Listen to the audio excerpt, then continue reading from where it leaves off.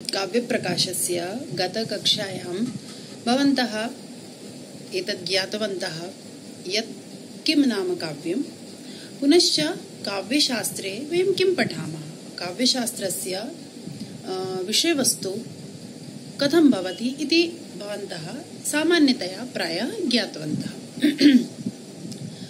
अद्य वयं पठिष्यामः यत् अस्मिन् काव्यशास्त्रे यत् शास्त्रत्वमस्ति तत् कथं सिद्ध्यति। यतोहि सर्वमपि तु शास्त्रं न भवति, बहवः ग्रन्थाः भवन्ति, किन्तु सर्वेपि ग्रन्थाः शास्त्राणि सन्ति इति वयं न वदामः। तर्हि ये केचन विशिष्टाः ग्रन्थाः भवन्ति अथवा किञ्चित् विशिष्टं यद् विषयं किमपि वयं वदामः एतत् शास्त्रम् इति। तर्हि शास्त्रं नाम किं, तस्मिन् विषये किञ्चित् अद्य अवगच्छामः। तर्हि शास्त्रशब्दस्य व्युत्पत्तिं पश्यामः।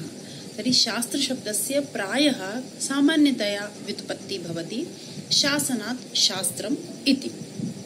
शासनात् शास्त्रम् इत्युक्ते ये ग्रन्थाः प्रवृत्तिनिवृत्तिपरकाः भवन्ति, विधिनिषेधपरकाः भवन्ति, अर्थात् ये आदेशं यच्छन्ति, उपदेशं यच्छन्ति, यथा वेदाः सन्ति, स्मृतयः सन्ति, धर्मशास्त्रादयः सन्ति, तर्हि तेषु ग्रन्थेषु यत् किमपि उक्तमस्ति तत् वस्तुतः कथमस्ति, प्रभुसम्मितं। यद् उक्तं तत् अस्माभिः आचरणीयम् अस्ति, तत्र तर्कः न करणीयः। तर्हि तादृशानि शास्त्राणि यानि भवन्ति तानि उच्यन्ते यत् शासनात् शास्त्रं, ते शासनं कुर्वन्ति। अतः ते सर्वमपि ते वस्तुतः नियामकग्रन्थाः भवन्ति, तेषु नीतिनियमाः प्रोक्ताः भवन्ति, अतः वयं तेषां पालनं कुर्मः।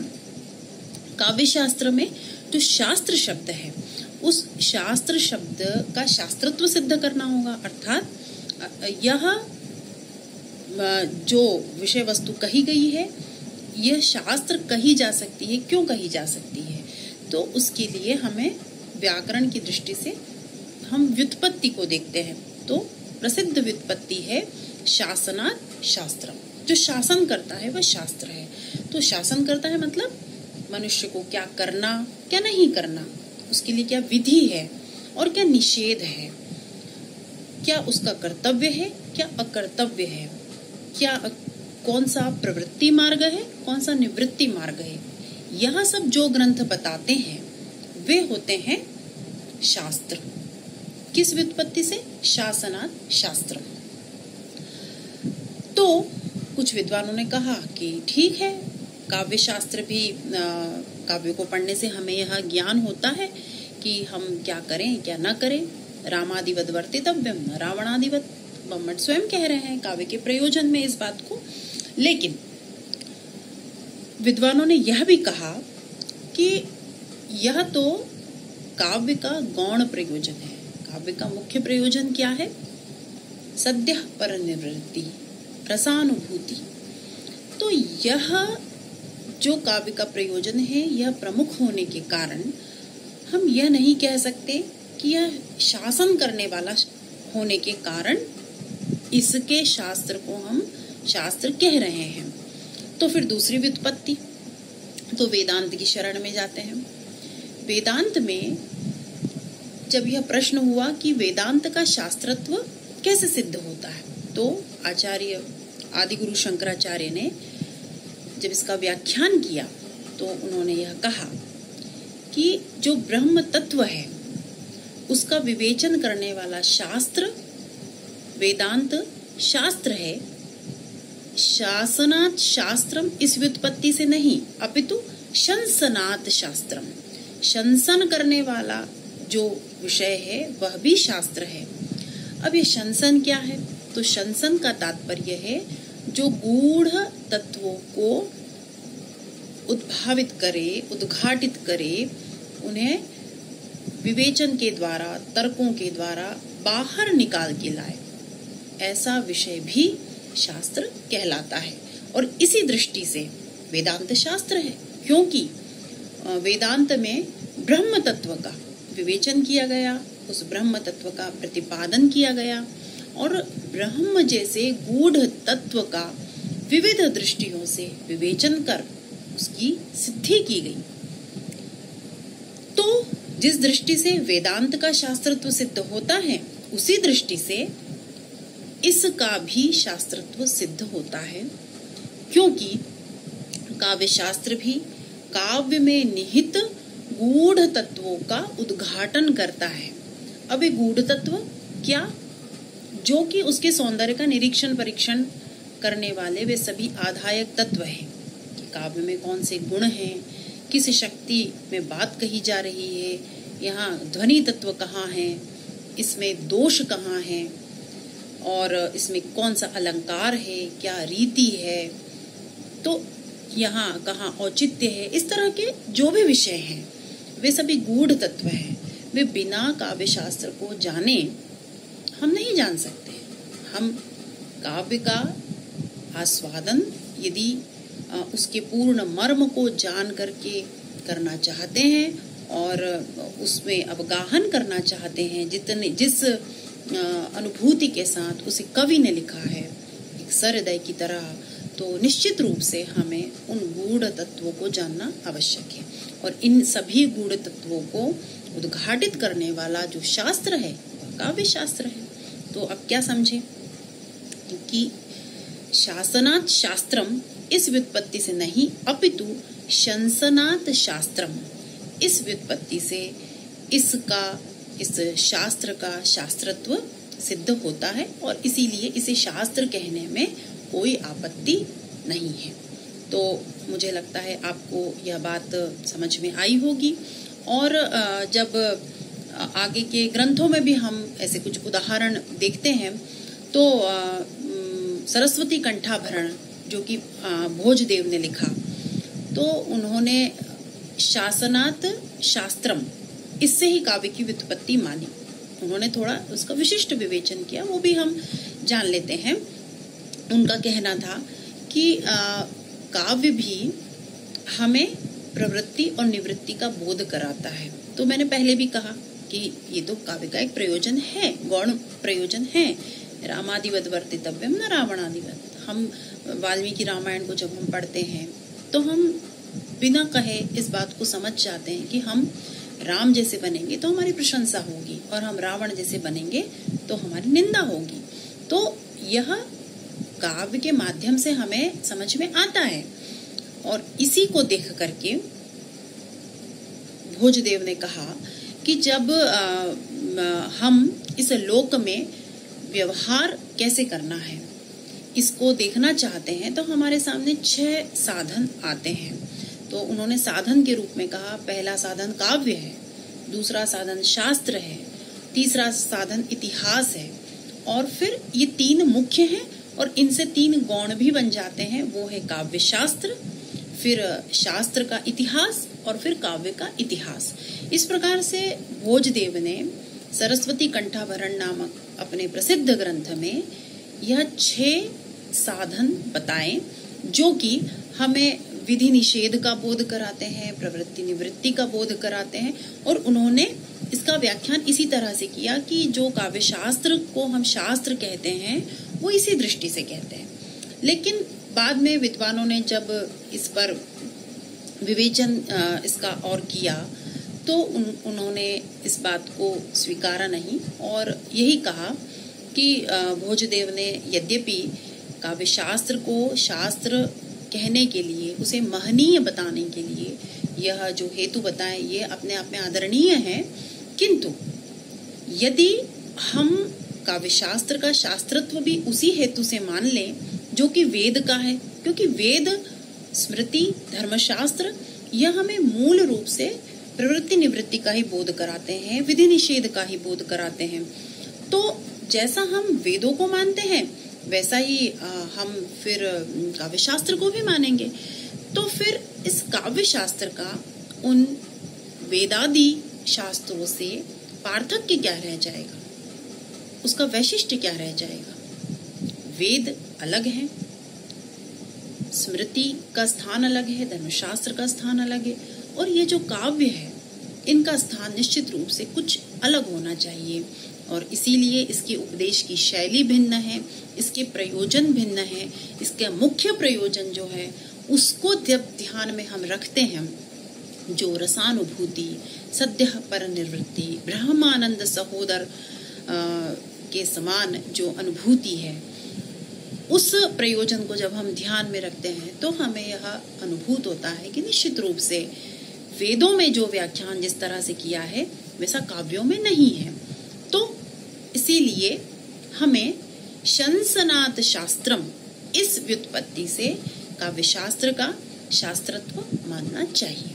तो देखिए, है छोटी सी बात, हम कह सकते हैं कि भाई महत्वपूर्ण है, लक्षण ग्रंथ है और नीति नियम बताता है इसलिए शास्त्र है, लेकिन विद्वानों ने इस पर विस्तार से विवेचन किया कि ऐसे ही काव्य शास्त्र शास्त्र नहीं है, उसमें कारण है। तो यह हम चूंकि अभी इस ग्रंथ में प्रवेश करेंगे, काव्य शास्त्र के एक ग्रंथ में हम प्रवेश करेंगे, तो उसके पहले निश्चित रूप से हमें यह जानना चाहिए कि इसे शास्त्र कहते क्यों हैं। मुझे लगता है आपको यह तथ्य स्पष्ट हुआ होगा। तो शंसनाथ शास्त्रम, इस व्युत्पत्ति से शास्त्रत्व सिद्ध होता है। अब हम जो हमने पहली कक्षा में विचार किया था कि काव्य शास्त्र को सौंदर्य शास्त्र भी कहा गया, क्योंकि वो सौंदर्य के तत्वों पर बात करता है, और उसे अलंकार शास्त्र भी कहा गया क्योंकि अलंकार और सौंदर्य को पर्याय की तरह प्रयोग किया गया। अब काव्य शास्त्र के कुछ और भी प्रसिद्ध नाम हैं जो कि उसके पर्याय के रूप में प्रयोग होते हैं। तो इसका जो सबसे प्राचीन नाम है वो है क्रियाकल्प शास्त्र। यह प्रश्न कई परीक्षाओं में भी पूछा जाता है, तो प्रायः यह अप्रसिद्ध होने के कारण छात्र इससे अवगत नहीं होते। तो हम यह भी जानेंगे कि ये क्रियाकल्प शास्त्र जो है वह भी नाम काव्य शास्त्र का ही, और वह प्रायः विद्वानों ने एक मत से उसे सर्वाधिक प्राचीन माना है। और इसका जो प्रयोग है वह कामसूत्र में, वात्स्यायन ने जो कामसूत्र लिखा है वहाँ 64 विद्याओं में इसकी गणना की गई है। तो यह प्रामाणिक है, यह पुष्ट है कि यह क्रियाकल्प जो शास्त्र था यह काव्य शास्त्र का ही नाम था और यह एक महत्वपूर्ण विद्या के रूप में परिगणित किया गया। और फिर इसके उदाहरण भी आगे देखने को मिलते हैं। बौद्धों का प्रसिद्ध ग्रंथ है ललित विस्तर, वहाँ भी क्रियाकल्प शब्द का प्रयोग मिलता है। और हमारे जो आदि कवि वाल्मीकि द्वारा लिखा हुआ प्रथम जो काव्य है रामायण, उसमें तो बहुत ही सुंदर प्रयोग है। जब लवकुश अपनी गाथा को सुनाने के लिए उपस्थित होते हैं, श्री राम ने सीता का परित्याग कर दिया है और वाल्मीकि के आश्रम में लवकुश ने जन्म प्राप्त किया, उनसे विद्या प्राप्त की और वाल्मीकि ने उनको रामायण का गान सिखाया। और उसके बाद जब वे सभा में उपस्थित होते हैं और उस गान को प्रस्तुत करते हैं, करने के लिए जब उपस्थित होते हैं, तब राम उनके परीक्षा के लिए बहुत सारे आचार्यों को वहाँ आमंत्रित करते हैं। तो यदा तत्र उत्तरकांडे वयं पश्यामः तर्हि तत्र ये बहवः विद्वांसः आहूताः, तर्हि तेषु मुख्यरूपेण ये क्रियाकल्पशास्त्रं जानन्ति स्म तानपि तत्र राम आह्वयति। तत्र श्लोकः वर्तते, अथ कर्मान्तरे राजा समाहूय महामुनीन् कलामात्रा विशेषज्ञान् ज्योतिषै च परंगतान् क्रियाकल्पविदश्चैव तथा कार्य विशारदान्। तर्हि अत्र उत्तरकाण्डे 94तमे सर्गे अयं श्लोकः विद्यते। तर्हि तत्र स्पष्टरूपेण उक्तमस्ति यत् कुशीलवयोः परीक्षणार्थं केचन विद्वांसः आहूताः, तेषु विशिष्टरूपेण ये क्रियाकल्पशास्त्रं जानन्ति, ते अपि तत्र समागताः। तो हम देखते हैं कि जो काव्य शास्त्र के ग्रंथों को जानने वाला मनीषी होता होगा, उसको वहाँ पर सभा में आमंत्रित किया गया ताकि वह यह जान सके। उसके अलावा अन्य लोग भी थे जो छंद शास्त्र को जानते थे, जो विविध विद्याओं की ज्ञाता थे, अन्य जो उसमें विविध प्रकार के लक्षण थे, उनके आधार पर उन्होंने कई विद्वानों को आमंत्रित किया। उसमें यह काव्यज्ञ भी थे और क्रियाकल्प शास्त्रज्ञ भी थे। तो इस तरह से यह सबसे प्राचीन नाम काव्य शास्त्र का है, इस तरह का प्रमाण सिद्ध होता है। उसके अलावा हमने देखा अलंकार शास्त्र, काव्य सौंदर्य शास्त्र, सौंदर्य शास्त्र, और फिर जो अभी हम देखते हैं सर्वाधिक प्रसिद्ध जो इसका नाम है वह है साहित्य शास्त्र। तो इसकी भी अपनी एक विशेषता है कि इसे साहित्य क्यों कहा गया और यह साहित्य शब्द का प्रयोग कब से आरंभ हुआ। और आज हम देखते हैं कि कोई क्रियाकल्प नहीं बोलता, कोई अलंकार शास्त्र नहीं बोलता, सौंदर्य शास्त्र भी नहीं बोलते, ये समझते हैं कि वे कोई और शास्त्र हैं, लेकिन ऐसा नहीं। यह सब काव्य शास्त्र के पर्याय के रूप में प्रयुक्त हुए और प्राचीन ग्रंथों में हमें ऐसे उदाहरण प्राप्त भी होते हैं।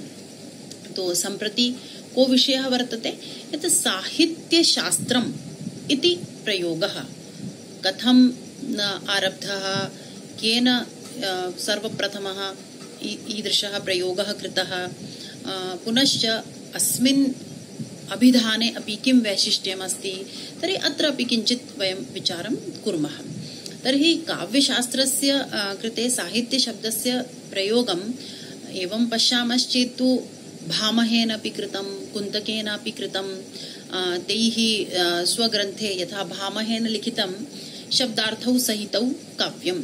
अत्र सहितौ जो भामह भरत मुनि के बाद जो आचार्य हुए, सर्वाधिक प्राचीन आचार्य भरत मुनि के बाद जो माने जाते हैं वे भामा ही माने जाते हैं काव्य शास्त्र के, जिन्होंने काव्यालंकार लिखा। उन्होंने जो परिभाषा दी, उन्होंने कहा स्पष्ट शब्दार्थौ सहितौ काव्यम। तो यहाँ पर जो ये सहितौ शब्द कहा, तो इसी से साहित्य का भाव यहाँ पर उपस्थित हो जाता है। तो ऐसा नहीं है कि साहित्य शास्त्र या साहित्य शब्द का प्रयोग प्राचीन आचार्यों ने नहीं किया और यह अभी अभी आधुनिक प्रयोग है।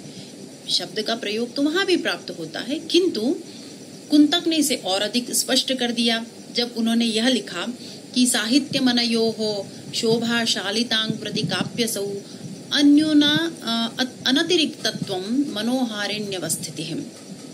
तो जब उन्होंने यह कहा कि काव्य में सौंदर्याधान कब होगा, जब शब्द और अर्थ की एक समान मनोहारिणी स्थिति हो। अन्यूनानतिरिक्तत्व मनोहारिण्यवस्थिति, अर्थात अन्यून और अनतिरिक्तत्व, न तो कम हो और न ज्यादा हो। क्या? जितना सुंदर अर्थ है उतना ही सुंदर शब्द का प्रयोग हो, जितना सुंदर शब्द है उतना ही सुंदर अर्थ का प्रयोग हो। तो जो ये इस तरह से जब शब्द और अर्थ संयोजित किए जाएंगे तब काव्य में सौंदर्याधान होगा। ये कुंतक ने बहुत ही सुंदर शब्दों में स्पष्ट किया। और जो शब्द और अर्थ किस तरह से सहित भाव से काव्य को स्वरूप प्रदान करते हैं, ये कुंतक ने अपने ग्रंथ में स्पष्ट रूप से कहा। और उन्होंने फिर काव्य लक्षण भी दिया। शब्दार्थौ सहितौ वक्र कवि व्यापारशालिनी बंधे व्यवस्थितौ काव्यम तद्विदाह्लादकारिणी। तो सरदयों को आह्लादित करने वाले सुंदर कवि व्यापार से युक्त रचना में समुचित रीति से स्थित साहित्य युक्त शब्दार्थ का नाम ही काव्य है। तो कुंतक ने बहुत स्पष्टतया जो बात भामह ने संक्षेप में कही थी उसका विस्तार कर दिया। लेकिन काव्य शास्त्र के लिए यह साहित्य शब्द प्रयोग करने का जो श्रेय प्राप्त किया वो विश्वनाथ ने किया, क्योंकि उन्होंने अपने ग्रंथ का नाम रखा साहित्य दर्पण और यह ग्रंथ लिखा गया 14वीं शताब्दी में। इसके पहले 11वीं शताब्दी में रुय्यक ने भी एक ग्रंथ लिखा जिसका नाम था साहित्य मीमांसा। लेकिन जो प्रसिद्धि विश्वनाथ के साहित्य दर्पण को मिली वो रुय्यक ग्रंथ को नहीं मिली। इसलिए यदि हम यह कहें कि काव्य शास्त्र के लिए साहित्य शास्त्र यह नाम प्रतिष्ठापित करने का श्रेय किसको जाता है, तो यह विश्वनाथ को ही प्राप्त होता है। तो मुझे लगता है हमने कई सारे विषयों पर बात की। गत कक्षा में हमने काव्य क्या है, उसके बाद में काव्य शास्त्र के विषय क्या है, तदनंतरम शास्त्रम नाम किम, किमर्थम काव्यशास्त्रस्य शास्त्रत्वं, कया व्युत्पत्त्या काव्यशास्त्रस्य शास्त्रत्वं सिद्ध्यति इति दृष्टं। तदनन्तरं अस्य शास्त्रस्य कृते कति अभिधानानि प्रसिद्धानि, कानि नामानि इतोपि सन्ति, के पर्यायाः सन्ति, तेषु अपि किञ्चित् वयं विचारं कृतवन्तः। तानि नामानि कानि कानि सन्ति? अलङ्कारशास्त्रं, पुनः सौन्दर्यशास्त्रं, पुनः क्रियाकल्पशास्त्रं, सर्वाधिकं प्राचीनं साहित्यशास्त्रम्, एवं बहवः विषयाः अत्र समागताः। अन्ते च अस्माभिः ज्ञातव्यं यत् काव्यशास्त्रस्य कृते साहित्यशास्त्रम् इति नाम केन आचार्येण वक्तुं शक्नुमः यत् प्रतिष्ठापितः। यतोहि प्रयोगः तु भामहेनापि कृतं, कुन्तकेनापि कृतं, तस्मात् प्रागपि वेदेषु अपि एवं प्रयोगः लभ्यते, किन्तु श्रेयः लभ्यते आचार्य विश्वनाथाय। तर्हि एवं बहवः विषयाः अहं मन्ये यत् अद्य अस्माभिः अवगताः। तर्हि एतेषु विषयेषु भवन्तः पुनः तत्र पुस्तकेषु अपि पठितुं शक्नुवन्ति। काव्यप्रकाशस्य भूमिकायाम् एते सर्वेपि विषयाः समागताः, मया संक्षेपेण भवतां पुरतः उपस्थापिताः। तर्हि पुनः वयं तृतीयकक्षायाम् एतस्मात् अग्रे किञ्चित् ज्ञास्यामः। नमस्कारः।